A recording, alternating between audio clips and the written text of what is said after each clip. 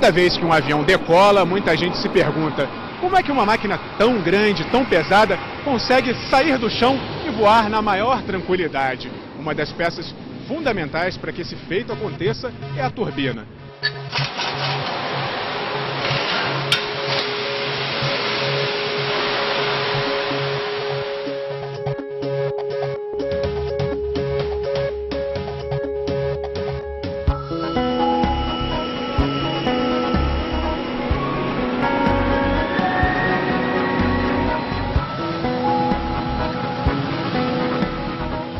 O Espaço Aberto Ciência e Tecnologia ouviu especialistas e visitou uma das maiores empresas do mundo em manutenção para desvendar os segredos do motor de um avião.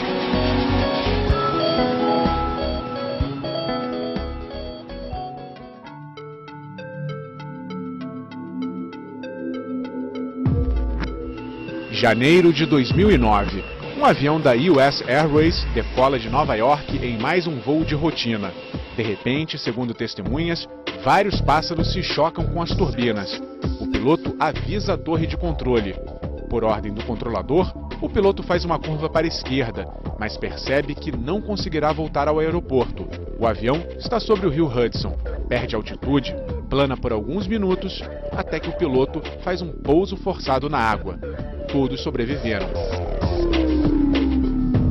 O acidente com final feliz mostra que um avião até pode pousar sem nenhuma turbina funcionando. Já levantar voo... Não há a menor hipótese de uma aeronave decolar sem turbina ou dela voar sem turbina. A aeronave vai ter uma capacidade de planeio, vamos dizer que uma aeronave perca as suas duas turbinas, ou as três ou as quatro, dependendo do modelo do avião. Ela tem capacidade de planeio. E o mundo já viu alguns incidentes com essa característica, ou pouco combustível, ou combustível contaminado, e os pilotos tiveram capacidade e destreza de encontrar um aeroporto alternativo próximo ao local do evento e conseguir botar a aeronave no solo. Toda aeronave ela é homologada, certificada e testada para, no momento da decolagem, se eu tiver pane de uma turbina, até um determinado ponto eu interrompo a decolagem, a partir daquele ponto eu tenho condições de decolar mesmo sem uma turbina. Aí ela tem capacidade, e aí eu decolo, vou fazer um tráfego de emergência e vou retornar para aquele aeroporto. Piloto nenhum vai prosseguir para o seu destino com uma turbina com falha. As turbinas são tão importantes quanto valiosas, chegam a custar mais da metade do valor de um avião novo. Dentro dos custos de manutenção, os custos com os motores, as turbinas, o turbo-hélice, que vai incluir mais o grupo de hélice, gira em torno de 60% dos custos de manutenção, ficam ligados só às turbinas. Só uma turbina dessa aqui, do Embraer 190, gira em torno, cada turbina, aproximadamente 9 milhões de dólares. Uma aeronave dessa vale em torno de 33 milhões de dólares, duas turbinas 18, estou falando de mais de 50% do custo de uma aeronave é o seu grupo motopropulsor. A turbina é o motor que movimenta o avião. Na parte da frente, conhecida como fan, as hélices sugam o ar que é comprimido. Após passar pela câmara de combustão, os gases são expelidos em alta velocidade, proporcionando a aceleração.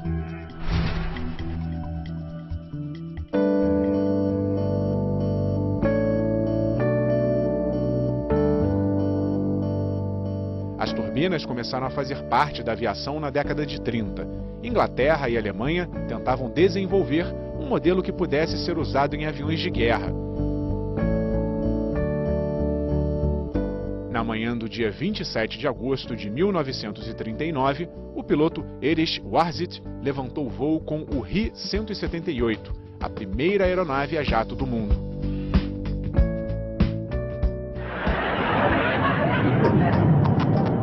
De lá para cá, a eficiência das turbinas melhorou muito. Mas o princípio de funcionamento é basicamente o mesmo. A tecnologia hoje, agregada a uma turbina dessa geração, onde você já tem componente de cerâmica, a temperatura atingida na câmara de combustão dessas turbinas de última geração, passaram a trazer não só uma capacidade maior de empuxo, de tração, de força motriz, como ela também trouxe redução de ruído. Mas ela está atingindo um limite. Nós vamos ter que começar a gerar uma nova tecnologia para você poder trazer menos peso de combustível, poder ter um biocombustível de uma outra biomassa e encontrar uma solução de mais de longo prazo que substitua isso.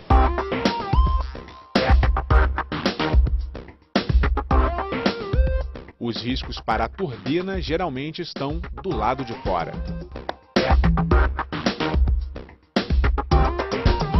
Itens que nos preocupam a possibilidade do combustível estar contaminado, de você ter água nesse combustível. Isso tudo é muito difícil de acontecer. De você sofrer colisão com pássaros ou objetos tipo balão. É gravíssimo você pegar uma cangalha hoje e ser ingerida aqui. Você vai ter a perda desse motor, com possibilidade de danos também na asa. E detritos do solo, ou da pista, ou da rampa, você possa absorver um pedaço de pedra ou um detrito qualquer que nós chamamos de FOD e que possa trazer danos graves. E por fim, é o chamado perigo aviário. É você ter concentração de pássaros nas imediações dos aeroportos, que são causadores hoje de elevado aumento de custo das operações das empresas e também do problema da segurança operacional, da segurança de voo. Quando uma turbina é danificada ou quando é preciso fazer uma manutenção periódica, ela segue para uma oficina e passa por uma vistoria minuciosa.